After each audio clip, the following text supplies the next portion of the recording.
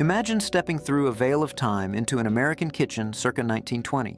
The air isn't filled with the scent of mass-produced, wax-coated produce, but with the heavy, earthy perfume of a lost world. Back then, our dinner tables were vibrant tapestries of biological curiosity, roots that tasted of the sea, leaves with the bite of ancient spices, and tubers so sweet they were prized like candy. We lived in a golden age of botanical diversity that has since been quietly erased, replaced by the sterile uniformity of the modern supermarket. Today, we are going to peel back the soil of history to rediscover 20 treasures that fueled generations of Americans before slipping into the shadows of the past. From architectural wonders that look like silken turbans to the legendary queen of Southern sweets. These are the flavors we were never supposed to forget. 20. Nancy Hall sweet potatoes. In the early 20th century, the Nancy Hall sweet potato, Ipomoea batatas, was not merely a vegetable. It was a cultural icon, often referred to as the queen of all sweets. Unlike the firm, fibrous varieties found in bins today, the Nancy Hall was a delicate masterpiece of texture. When baked, its pale, buff-colored skin would give way to an interior so moist and syrupy that it was said to melt like butter in a warm skillet. Its profile is a symphony of honey and light floral notes, a sensory experience far removed from the starchy density of modern cultivars. Gardeners of the 1920s prized it for this exquisite sugar content, which would caramelize into a natural candy under the heat of a wood-burning stove. However, its greatest virtue, its thin, tender skin, became its downfall. It was too fragile for the brutal machinery of industrial farming and long-distance shipping. To taste a Nancy Hall today is to taste a vanished era of American luxury, a reminder of a time when we valued the richness of the palate over the convenience of the crate. While the Nancy Hall offered a honeyed softness, other forgotten staples provided a much sturdier foundation, braving the frost to keep the American spirit fed through the leanest months. 19. Collard greens, berzas. Long before they were relegated to a simple side dish, collard greens, Brassica oleracea, were the vibrantly green, leathery sentinels of the winter garden. These are not the fleeting, fragile greens of spring. They are architectural marvels with wide, fan-like leaves that feel like cool silk and carry the strength of a plant that refuses to succumb to the ice. Historically, they were a lifeline, a treasure trove of nutrients that thrived when everything else had withered. The experience of a true heritage collard is one of deep mineral complexity, a bittersweet balance that softens into a silky, smoky richness after hours of gentle simmering. In the 1920s, the pot liquor left behind was considered a medicinal elixir, a concentrated essence of the earth's resilience. Their deep, waxy ridges were designed by nature to catch the morning dew, creating a glistening display in the frost-covered fields. Though they remain a staple in specific pockets of the South, the sheer diversity of heirloom collard varieties, some with purple veins, others with ruffled edges, has largely faded into a singular uniform shadow of their former glory. Beyond the resilient greens, the harvest of a century ago often featured shapes so fantastical they seemed more like art than sustenance. 18. Turban squash. Walking through a Victorian-era garden, one might encounter an object so bizarre it looks like a decorative crown misplaced by royalty. This is the turban squash, Cucurbita maxima, a botanical glitch that is as beautiful as it is delicious. Its form is unmistakable, a large, colorful base topped with a smaller, protruding cap, resembling a silken turban or a squash within a squash. Its skin is a vibrant tapestry of sunset oranges, forest greens, and creamy whites, often striped and mottled like a painter's palette.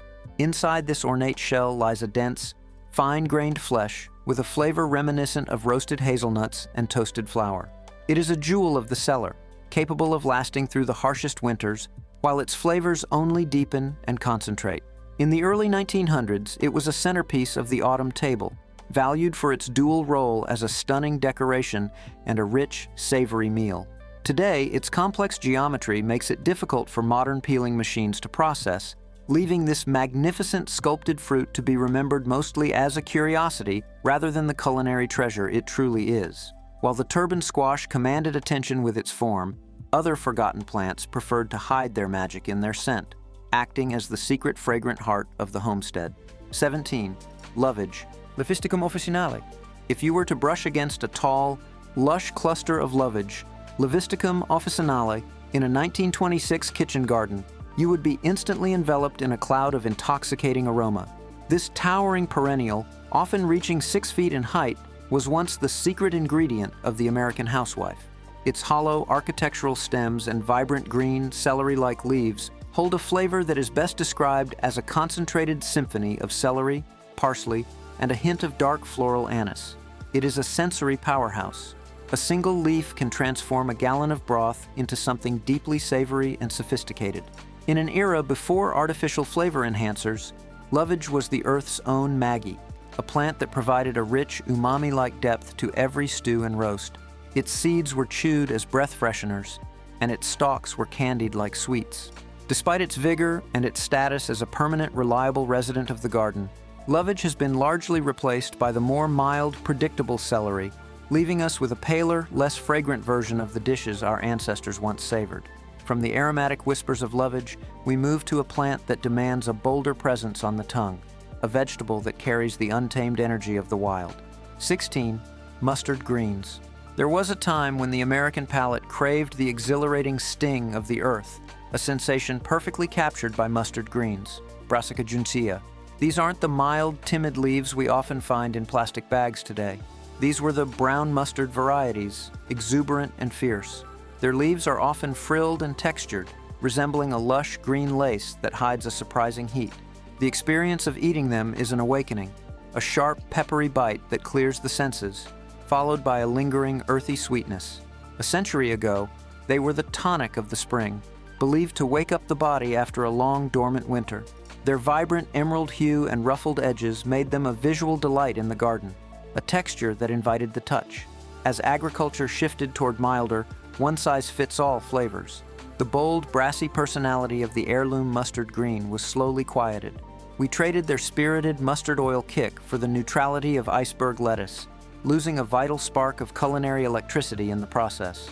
As we move away from the sharp, peppery bite of mustard, we find ourselves looking at a plant that taught our ancestors the value of patience and thrift, a vegetable that provided 2 harvests in one, though we eventually stopped appreciating the jewel hidden at the top. 15. Turnip greens. In the early 20th century, no part of the Brassica rapa went to waste. While the root grew plump beneath the soil, the turnip greens reached toward the sun, offering a texture and flavor that defined rural American cooking. These leaves are a lush, vibrant green, often slightly fuzzy to the touch, carrying a rugged and honest aesthetic. To eat turnip greens is to experience the pot liquor culture at its peak, a deep, earthy bitterness that, when braised slowly with a piece of salt pork, transforms into a silky, mineral-rich delicacy. They were the poor man's steak, packed with more calcium and iron than almost any other garden resident. A century ago, a steaming bowl of these greens was a symbol of a household that knew how to wring every drop of life from the land. Today, supermarkets often trim these leaves off and discard them, treating a nutritional goldmine as mere packaging for the white root below. From the sun-drenched rows of the vegetable patch, we journey into the dappled shade of the ancient American woodlands, searching for a flavor that arrives like a phantom and disappears just as quickly. 14. Ramps, Allium tricoccum. Long before foraging became a high-end culinary trend, ramps, or wild leeks, were a vital spring rite for Appalachian families and woodland settlers. These are the wild garlic of the deep woods, featuring broad, smooth leaves that look almost like lily of the valley. Emerging from a translucent, purple-tinted bulb, they are a sensory explosion. The smell is so potent it can perfume an entire forest floor, a heady mix of pungent garlic and sweet young onion. The taste is equally legendary.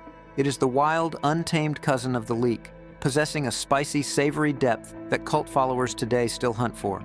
In the 1920s, ramp festivals celebrated the end of winter, as these were the first fresh greens to emerge from the thawing earth. They are a fleeting treasure, available for only a few weeks in April, making them a jewel of scarcity. Because they refuse to be domesticated or farmed on a large scale, they remain a whisper of the old world, a vegetable that still demands you come to the forest to find it. While the ramp belongs to the cool shadows of spring, our next forgotten favorite is a creature of the heat, a bean that once represented the creamy, indulgent heart of the American summer harvest. 13. Lima beans. It is a modern tragedy that lima beans, Phaseolus lunatus, are often remembered as the mealy, gray inhabitants of frozen bags. A century ago, butter beans, as they were affectionately called in the South, were a revelation of texture. The heirloom varieties of 1920 were vast and colorful, the Jackson Wonder with its purple mottling, or the Christmas Lima that looked like a hand-painted ceramic. When fresh, these beans have a skin that feels like fine parchment and an interior that is incredibly rich and velvety. They aren't starchy, they are buttery, with a nutty, savory profile that earned them a permanent place in the iconic American succotash. They were the cream of the vegetable garden, prized for their ability to thicken stews with their own natural starches. We moved away from them as we prioritized beans that could be mechanically shelled and dried for long-term storage, sacrificing the delicate melt-in-your-mouth luxury of a fresh hand-shelled heirloom butter bean. As the summer progressed, the garden would begin to glow with colors that seemed almost too bright to be real, produced by tomato vines that bore fruits of impossible shapes and sizes. 12. Ponderosa and yellow pear tomatoes. Before the era of the perfectly round, red, and tasteless supermarket tomato, the American garden was a gallery of oddities. The Ponderosa was a giant, a beefsteak tomato so massive and heavy with juice that a single slice could cover an entire piece of bread. Its flesh was a deep, bruised crimson, almost seedless and incredibly sweet. Beside it grew the yellow pear, a tiny, whimsical fruit shaped exactly like a miniature light bulb or a drop of golden rain. These tomatoes weren't bred for shelf life. They were bred for the moment of the bite. The Ponderosa offered a rich, wine-like complexity, while the yellow pear provided a mild, sugary crunch that children would pick and eat straight from the vine like candy. To see them together in a 1920s harvest basket was to see a symphony of scale, the Titan and the Trinket. We lost them to shippability. The Ponderosa's skin was too thin to travel, and the yellow pear was too delicate for a crate, leaving us with the durable but dull tomatoes of today. As the vibrant heat of the tomato season faded into the golden hues of autumn, the focus shifted back beneath the earth to a sturdy, purple-topped giant that could feed a village through a blizzard. 11. Rutabaga, Swedish turnip. The rutabaga, Brassica napobrassica, is the rugged, stoic philosopher of the winter garden. Often confused with the turnip, this Swedish turnip is a much denser, more mysterious root. It wears a thick, waxy skin, often colored with a deep violet crown that fades into a rustic tan. Inside, the flesh is not white, but a warm, buttery yellow, a gold hidden in the frozen ground. In the 1920s, the rutabaga was an American staple, valued for its incredible longevity in root cellars. When cooked, its flavor is a sophisticated blend of earthy sweetness and a subtle, peppery finish. Think of it as a potato with a soul. It was mashed with butter, roasted until caramelized, or tossed into the legendary New England boiled dinner. It fell out of favor as we gained year-round access to fresh summer vegetables. But in doing so, we lost the comforting, hearty warmth that only this purple-headed giant can provide during the darkest months of the year. While the rutabaga stood watch in the cold northern cellars, the sun-drenched fields of the American South relied on a different kind of survivor, a plant that didn't just feed the people, but actually healed the very earth it grew in. 10. Cowpeas. A century ago, cowpeas, Vigna unguiculata, were the heartbeat of the southern landscape. Often called field peas or black-eyed peas, these weren't the dusty, dried pellets we see in bags today. In the 1920s, they were a vibrant summer ritual. These small, kidney-shaped beans come in a breathtaking array of patterns, speckled like a bird's egg, inked with deep purples, or creamy as ivory. When harvested fresh and green-shelled, their texture is tender and almost creamy, with a flavor that is deeply savory, carrying a hint of the grassy heat of the fields. They were the ultimate superfood before the term existed, a gift from the earth that enriched the soil with nitrogen, while providing a dense, meaty protein to the dinner table. We began to forget them as our diets became more centralized, and the labor-intensive process of hand-shelling fresh peas was replaced by the convenience of processed grains. As we move from the humble, sun-loving pea, we encounter a giant of the harvest that looks less like a vegetable and more like a relic from a colonial pantry, a pumpkin that changed the way America baked its most famous dessert. 9. Long Island cheese pumpkin. Long before the generic bright orange jack-o'-lantern became the face of autumn, the Long Island cheese pumpkin, Cucurbita moschata, was the undisputed king of the kitchen. Its name doesn't come from its flavor, but from its shape, a flattened rib disc that looks exactly like a heavy wheel of artisanal cheese. Its skin is a muted, sophisticated buff color, a soft, earthy tan that feels smooth and waxy to the touch. Inside lies a deep, radiant orange flesh that is remarkably dense and sweet, lacking the stringy, watery fibers of modern pumpkins. In the 1920s, this was the secret to the perfect pumpkin pie. Its texture was so naturally creamy that it required little help to become a silken custard. It was a regional treasure of the East Coast, a sturdy traveler that could sit on a porch for months without losing its vibrancy. As the canning industry took over, they favored varieties that were easier to peel by machine, leaving this elegant cheese wheel of the garden to become a rare ghost of the autumn harvest. From the heavy coastal pumpkins, we turn to a much more delicate immigrant, a leafy wonder that found its way into American soil far earlier than many realize, bringing a crisp, watery elegance to the early 20th century garden. 8.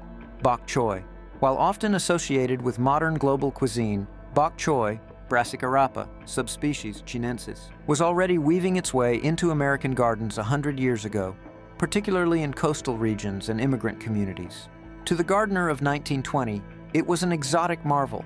Its stalks are a brilliant architectural white, looking almost like polished jade, contrasted by lush dark green leaves that feel like cool velvet. The experience of Bok Choy is all about the crunch. The stalks are incredibly juicy and crisp, with a mild, peppery sweetness that feels refreshing against the heavier, fattier meats of the era. It was a symphony of textures in a single plant. Even though it was a staple in many households, it remained on the fringes of the typical American plate for decades, seen as a curiosity of the Orient before the mid-century shift toward a more diverse culinary landscape finally brought it into the light.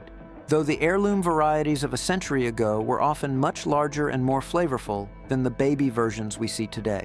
As we leave the crisp, watery crunch of the bok choy, we find ourselves in the herb garden, standing before a plant that was once the soul of every savory dish, only to be replaced by the more aggressive spices of the modern world.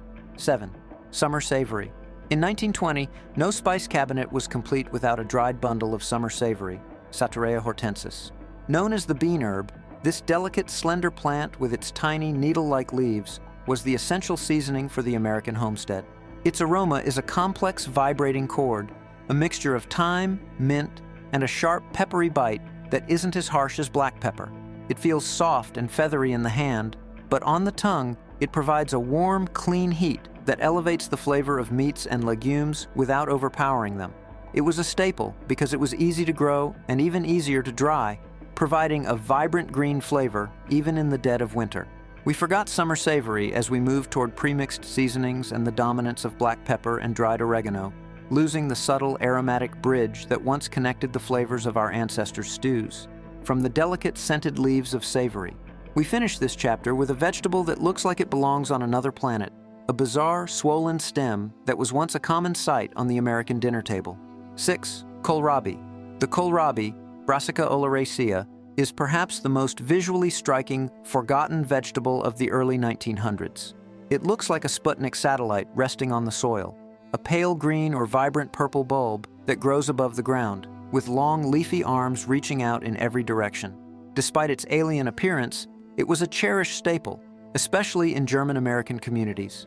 The texture is a revelation. It has the crisp, watery snap of an apple, but the savory, mild flavor of a broccoli stem, only much sweeter and more refined. In the 1920s, it was often sliced thin and eaten raw with a bit of salt, or shredded into slaws. It is a biological puzzle, not a root, but a swollen stem. We moved away from kohlrabi because its strange shape made it difficult to pack and ship in standard crates, a victim of its own unique geometry. To rediscover kohlrabi is to rediscover the joy of a vegetable that is as fun to look at as it is to eat. As we leave the alien structural form of the kohlrabi, we enter the realm of the truly daring, a plant that represents the fine line our ancestors walked between survival and artistry. This is a vegetable that requires a ritual to be enjoyed, a secret passed down through generations. 5. Poke salad, pokeweed. In the early 20th century, poke salad, Phytolacca americana, was the forbidden fruit of the American spring. This is a plant of striking, almost theatrical beauty, with vibrant magenta stems and lush green leaves. But it carries a dark secret. It is naturally toxic. To eat poke was to engage in a traditional alchemy. It had to be boiled 3 times in fresh water to leach out its danger, leaving behind a green that tastes like a wild, more robust version of asparagus mixed with spinach. It was a cultural rite of passage, celebrated in songs and festivals across the South. The texture is silky, almost like velvet on the tongue, and the flavor is deep, mineral, and earthy. It was the wild tonic that signaled the end of winter's scarcity. We forgot poke because the modern world has no patience for a vegetable that requires such careful preparation. Yet for those who remember, it remains the ultimate taste of American resilience. From the wild, dangerous edges of the forest, we return to the domestic garden to find a vegetable that looks like it was designed by a jeweler rather than a farmer, a squash that brings a touch of whimsy to the kitchen. 4. Patty pan squash. The patty pan squash, Cucurbita pepo, is a visual delight, often called the scalloped squash because of its unique UFO-like shape. With its ruffled, star-shaped edges and skin that ranges from a luminous white to a vibrant neon yellow, it looked like a decorative plate sitting among the garden vines in 1920. Its texture is far more delicate than the common zucchini. It is firm, fine-grained, and holds its shape beautifully when sautéed or stuffed. The flavor is a subtle, nutty sweetness that feels sophisticated and light. A century ago, it was prized for its architectural quality on the plate. It fell out of favor because its irregular, scalloped shape made it a nightmare for industrial peeling and slicing. But as a sensory experience, it remains a vibrant reminder of a time when food was as much about form as it was about function. As we move from the whimsical patty pan, we encounter a plant that was once the height of Victorian luxury, a coastal survivor that required a royal treatment just to reach the table. 3. Sea kale. Sea kale, Cramba maritima, is perhaps the most elegant vegetable to ever grace an American garden. It is a stunning plant with ruffled, glaucous blue-gray leaves that look like they belong underwater. In the 1900s, it was a forced delicacy. Gardeners would cover the emerging shoots with heavy ceramic pots to keep them in total darkness, a process called blanching. The result was a cluster of ivory-white, tender stalks that were served like asparagus. The flavor is a masterpiece, a delicate, nutty sweetness with a faint, refreshing hint of the sea. It was the darling of high society dinner parties, a vegetable of extreme refinement. Its decline was due to the intense labor required to grow it. It is a slow, patient crop in a world that began to demand speed. To see sea kale today is to see a lost aristocrat of the vegetable kingdom. While the sea kale grew in the shadows of pots, our next entry was busy conquering the soil with an explosive, wild energy, a tuber that looks like ginger but tastes like a sun-drenched field. 2. Jerusalem artichokes, Tupinambo. Known to many as the sunchoke, the Jerusalem artichoke, Helianthus tuberosus, is actually the root of a magnificent wild sunflower. A century ago, these were the hidden gems of the American soil. They are knobby, rustic tubers that look remarkably like ginger root, but when bitten into, they offer a crisp, watery snap like a water chestnut. Once cooked, they transform into a creamy, silken texture with a flavor that is unmistakably like a nutty, earthy artichoke heart. They were a staple because they are virtually indestructible, thriving in the poorest soils and providing a massive harvest with zero effort. They fell into obscurity because they contain inulin, which can be a bit musical for the digestion. But in the 1920s, they were the reliable, delicious backbone of the winter pantry. Finally, we arrive at the most significant ghost of the American past, a giant that once saved entire communities from hunger, a vegetable so large it feels like a myth. 1. Mangel Wurzel. The Mangel Wurzel, Beta vulgaris, is the true titan of the forgotten garden. Imagine a beet, but scaled up to an impossible size. Some roots could weigh as much as 20 pounds. They are massive, often glowing with a deep ruby red or a golden hue, looking like great subterranean hearts. In the early 20th century, the Mangel Wurzel was the ultimate insurance policy. It was used to feed livestock through the winter, but in the kitchen, its young leaves were a tender delicacy, and its massive roots provided a sweet, earthy base for stews and even beers. It is a super beet, a vibrant, oversized symbol of the abundance of the old world. We forgot the Mangel Wurzel because our farms became specialized. We separated animal feed from human food, and in that division, we lost the most impressive, versatile root ever to grow in American soil. The 20 treasures we've unearthed today are more than just forgotten flavors. They are the vibrant sensory threads of our history. By narrowing our focus to a handful of industrial crops, We've let this magnificent botanical symphony fall silent. But these seeds still exist, waiting in the shadows for a new generation of curious gardeners to bring them back to the light. The next time you walk through a market, remember that beneath the surface of the familiar lies a world of wonder we once knew by heart. Which of these lost vegetables would you be brave enough to plant in your own garden? Let us know in the comments below. If you enjoyed this journey into the forgotten, please subscribe to help us keep these stories alive. Until next time, keep looking for the magic in the earth.